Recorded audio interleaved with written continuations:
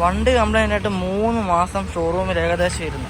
വണ്ടിയുടെ കോലം കണ്ടോ? നമ്മൾ ആഗ്രഹിച്ച് മേടിക്കുന്ന വണ്ടിയാണ്. വണ്ടിയുടെ കോലം കണ്ടില്ല, മൊത്തം പൊടി അടിച്ച് സ്ക്രാച്ചായിട്ട് ടേപ്പൊക്കെ വെച്ച് വലിച്ചൊട്ടിച്ചിരിക്കുക. 3 മാസം അവരുടെ ഷോറൂമിൽ ഇരിക്കുക. നമുക്ക് ഇതുകൊണ്ട് എന്താ പ്രയോജനമുള്ളത്? ഇവർ നേരെ ചൊവ്വേ പോലും നല്ല രീതിയിൽ സർവീസ് ചെയ്ത് തരുന്നില്ല. മോട്ടർ മാറുക എന്ന് പറഞ്ഞിട്ട് വണ്ടിയുടെ പല മോഡ്സ് ഇപ്പോൾ വർക്കാകുന്നില്ല. ഇവിടെ ഈസി പാർക്ക് എന്ന് പറഞ്ഞ ഓപ്ഷനൊക്കെ ഉണ്ട്. ഈ ഈസി പാർക്ക് എന്ന് പറഞ്ഞു കഴിഞ്ഞാൽ നമുക്ക് ഫ്രണ്ടിലോട്ടും അതുപോലെ ബാക്കിലോട്ടും ഒക്കെ പെട്ടെന്ന് തന്നെ നമുക്ക് ഈസി ആയിട്ട് ചെയ്യുന്നൊരു ഓപ്ഷനാണ്. അപ്പോൾ അവരോട് ചോദിച്ചപ്പോൾ അവർ പറയുന്നത് അത് ഈസി പാർക്ക് വെച്ച് കഴിഞ്ഞാൽ അത് വർക്കാവത്തില്ല, റിവേഴ്സ് മാത്രമേ വർക്കാവത്തുള്ളൂ.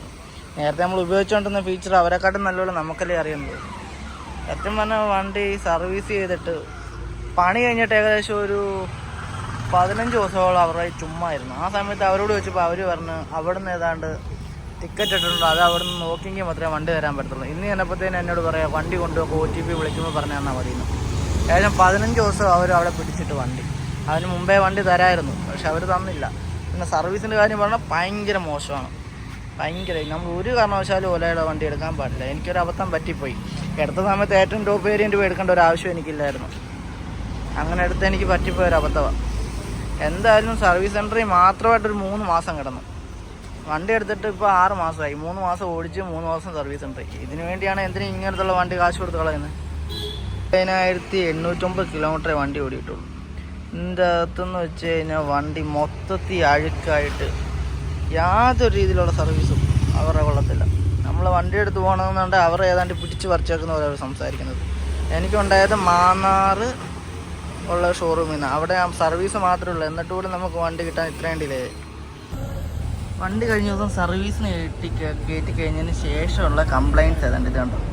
അതായത് ഇവന്മാർ ഇത് 2 ഞെട്ട് മുറുക്കാതെ തന്നു. സൗണ്ട് കേട്ടോണ്ട് നോക്കിയില്ല, ഇതിൻ്റെ ത്രെഡ് കളഞ്ഞേക്കുക, ചുമ്മാ കിടന്ന് കറങ്ങുന്നുണ്ടോ. അതുപോലെ തന്നെ കിലോമീറ്ററിൻ്റെ കാര്യം പറയുകയാണെങ്കിൽ എനിക്ക് എൻ്റെ വീട്ടിൽ നിന്ന് ഓഫീസ് വരെ 31 കിലോമീറ്ററേ ഉള്ളൂ. പക്ഷേ ഇന്ന് ഓടിക്കഴിഞ്ഞപ്പോഴത്തേക്കിന് കിലോമീറ്റർ കൂടുതലാണ് കാണിക്കുന്നത്. നമുക്ക് ഗ്യാരണ്ടി എന്ന് പറയുന്നത് 80,000 കിലോമീറ്റർ വരെ നമുക്കുണ്ട്. പക്ഷേ ഈ 40 കിലോമീറ്ററിന് 10 കിലോമീറ്റർ കൂടുതലാണ് കാണിക്കുന്നത് എപ്പോഴും.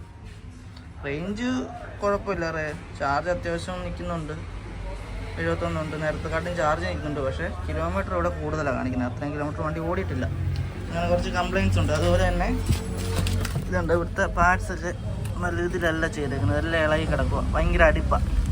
ഇമാര് മോട്ടർ മാറാനായിട്ട് കൊടുത്തിട്ട് കുറേയും കൂടി കംപ്ലയിൻറ്റ് ഉണ്ടാക്കി തന്നിട്ടുണ്ട്. എന്തായാലും ഷോറൂമിലോട്ട് പോകാം. ഇനി നമ്മൾ വണ്ടി അവിടെ ഇടാൻ ഉദ്ദേശിക്കുന്നില്ല, ഇന്ന് തന്നെ മേടിച്ചുകൊണ്ട് വരും. കാരണം ഇത് നമ്മുടെ ഭാഗത്തുനിന്ന് ഉണ്ടായ മിസ്റ്റേക്ക് അല്ല, ആണെന്നുണ്ടെങ്കിൽ വെയിറ്റ് ചെയ്യാം. ഇപ്പോൾ അവരുടെ പണിതലിലൂടെ ഉണ്ടായ മിസ്റ്റേക്കാണ്. അതിപ്പോൾ അവരുടെ സർവീസിലൂടെ ശരിയാക്കി തരേണ്ട ഉത്തരവാദിത്വം അവർക്കുണ്ട്. ഇന്ന് നമ്മൾ പോയി അവിടെ വഴക്കുണ്ടാക്കും. നമുക്ക് ഇന്ന് തന്നെ വണ്ടി മേടിച്ചുകൊണ്ടിരും നമ്മൾ. ഇതാണ് നമ്മുടെ മാന്നാറിലെ ഷോറൂമ്. എപ്പോൾ വന്നാലും ഇവിടെ ആളില്ല, ഇവിടെ ഒരാൾ പോലും ഇരിപ്പില്ല. എപ്പോൾ വന്നാലും ആൾ വെളിയിൽ പോയേക്കാണ് പറയുന്നത്. ടെക്നീഷ്യനും ഇല്ല, ഇവിടുത്തെ മാനേജറും ഇല്ല, ആരുമില്ല. ചുമ്മാ ഓരോലയുടെ ഷോറൂം ഓപ്പൺ ആക്കിയിട്ടേക്ക് ഇവിടെ മാന്നാർ സ്റ്റോർ മുക്ക് എന്ന് പറയും.